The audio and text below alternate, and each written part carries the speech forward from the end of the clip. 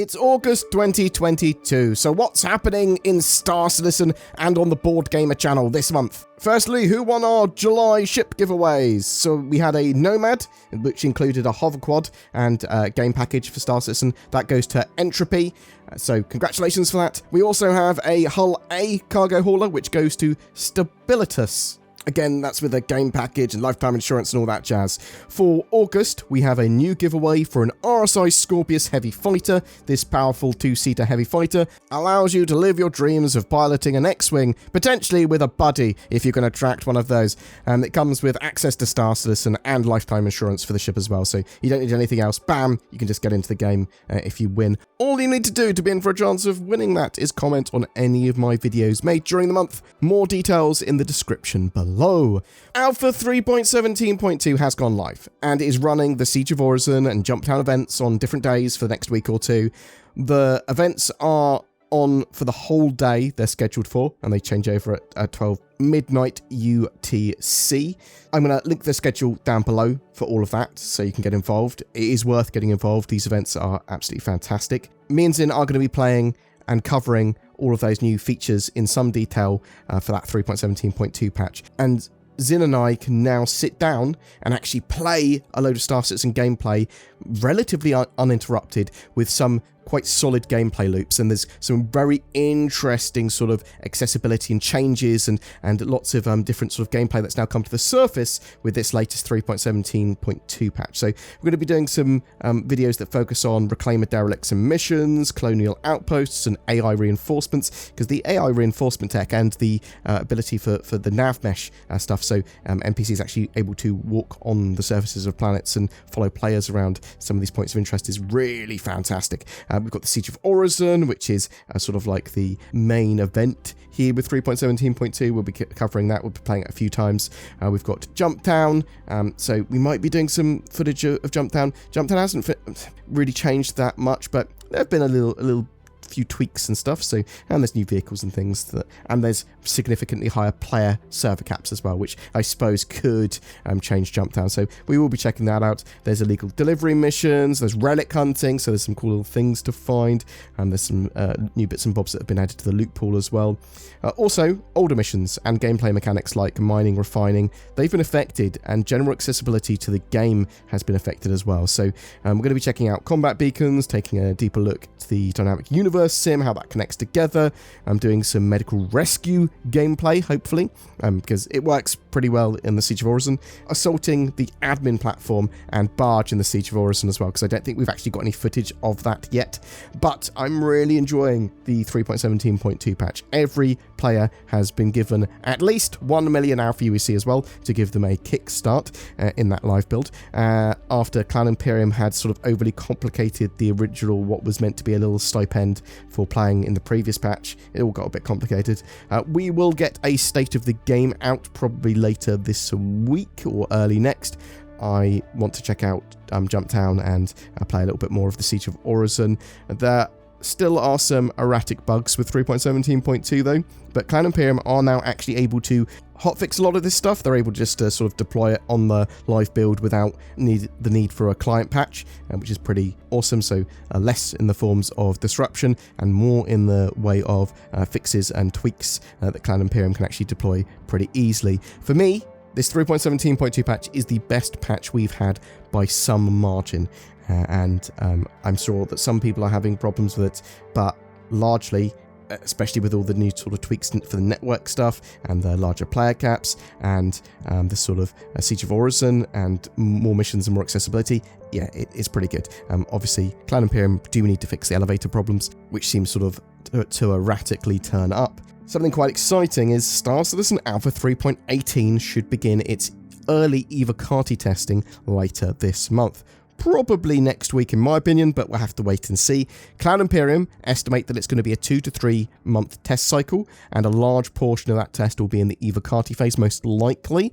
Cloud Imperium sort of shows and news will be slanted towards Alpha 3.18 features as well now. So recently we saw updates to River and the placement tool for Rivers, which are most likely going to be utilized in that patch, at least to some extent. We don't know how many new Rivers we're going to see in 3.18, but I would suspect that that's that's where it's going to sort of turn up. The tool will allow for many moons and planets to make use of rivers, at least where is sensible and possible. They also want sort of rivers to end in lakes or go out to sea, but that's dependent on the planet or moon they're on. But you can expect to see more on the cargo factor, salvage, repair, and persistence from Cloud Imperium, along with a whole host of other features. Because we know that 3.18 is going to have another persistence wipe, so bear that in mind.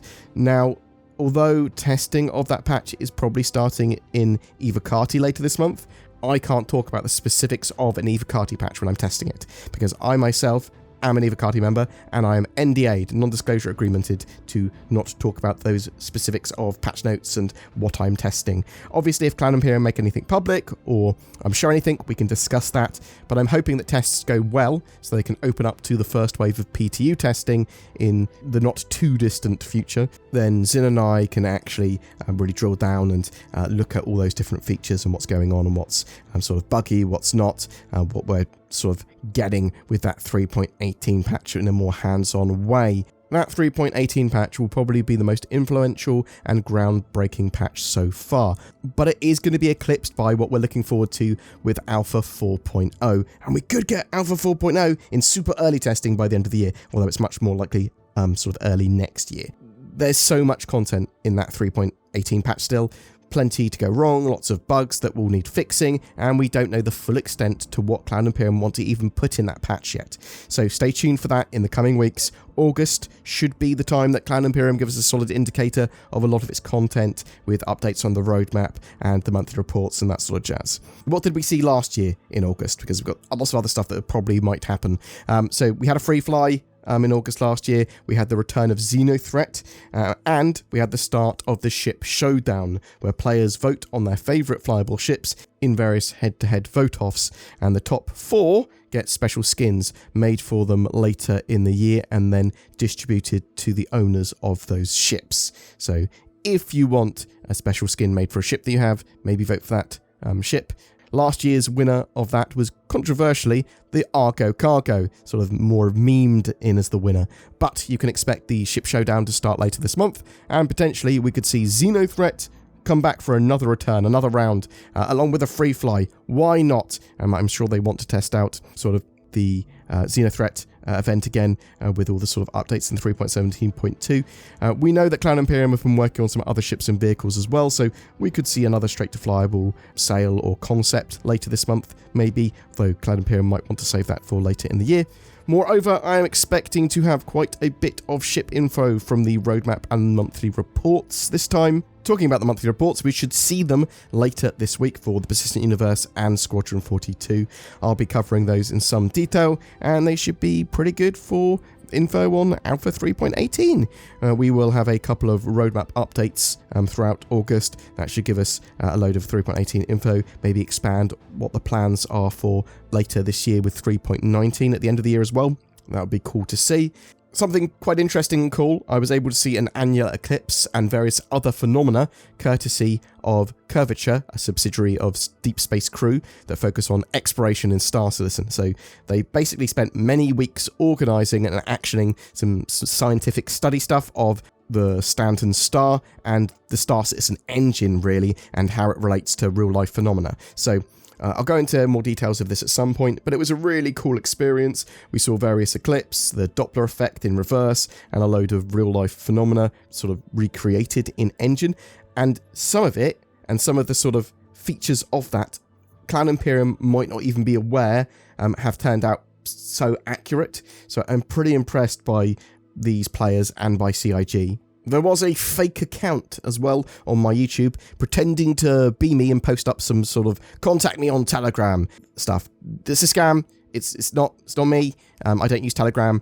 I will never be cryptic in asking someone to contact me ever. Like, ooh, if the moon arises, then contact me on this. I only ever use my main YouTube account with the official ticky box to talk to people on YouTube. You can always contact me via my Discord or email if there are any doubts, and the giveaways have details of how to contact me in the description of my videos anyway, so you can always check that out and get me there. And when I say you can contact me on my Discord, make sure it's me. You can go on my Discord channel and, talk to my mods or whatever as well.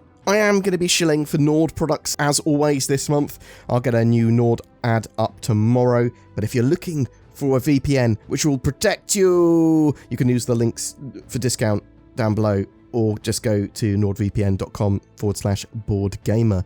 Ooh! I'm also going to be starting to promote Tobii Eye Tracker some more.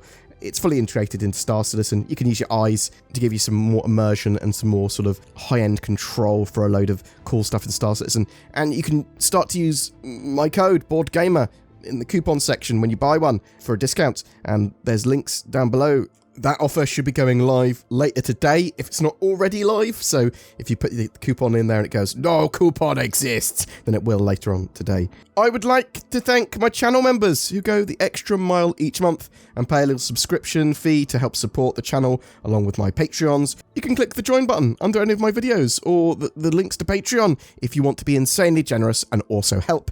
When Zin and I have time as well, we do put out some exclusive videos and polls on there to help sort of guide the channel. But you can always contact me and poke me and say, Bored, I'm a member, help me. Or I would like to see some content on this on your channel. Or have you looked at this organisation? Genuinely a super special thanks to Brewbeard, JP, who I always call Sarge, Austin Downs, Miles Harding, Plastic Death. All of August's videos are brought to you effectively by these people. They gave me money. I'll give them a shout out. They're good people. Also, my mods are very good people. Thank you so much for just sort of helping me, because I just turn up randomly when I stream, and my mods just always seem to be there without me telling them anything, which is fantastic. And apologies for not streaming very much over the last few weeks. It has been because I've just had multiple colds and flus and doom flu.